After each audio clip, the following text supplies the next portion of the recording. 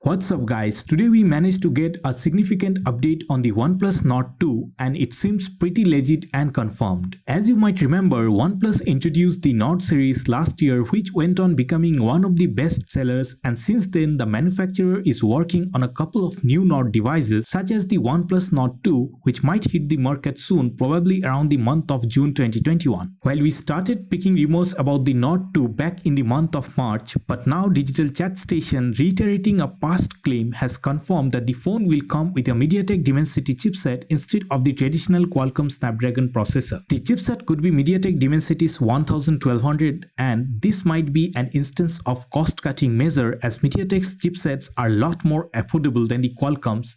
However, if you remember, the original OnePlus Nord along with the N100 and Nord N10 5G all were powered by Snapdragon chipsets. Now, even if this is a cost-cutting strategy, but the real question is whether this transition, especially for a phone in the Nord series, is a plausible one. The answer lies in the chipset itself, because as far as the level of the Dimensity 1200 chip is concerned, it is designed to go up against the likes of Qualcomm's flagship 8 series chips. So it should offer a big upgrade from the mid-range 7 series chipsets which we have had before. However, we probably shouldn't expect the Dimensity 1200 to be able to go head-to-head with the Snapdragon 888 though. That being said, the sacrifice would pay you off well, as the device will have a faster fluid AMOLED display with a refresh rate of 120Hz instead of the previous 90Hz as it was in the original Nord phone. There is also a big hardware upgrade, as the RAM could go up to 12 gigs with an inbuilt of 256 gigs of storage in the premium variant, while the above combo may be seen in the lower spectrum offerings. Not just that, but there will also be an improved camera, display and battery, and talking of the camera, there could be a triple rear camera instead of a quad setup this time, where the primary sensor could be of 64 megapixel. The reduction in the number of cameras seems a very strong claim given the recent trend spearheaded by phones such as the Zenfone 8 providing magnificent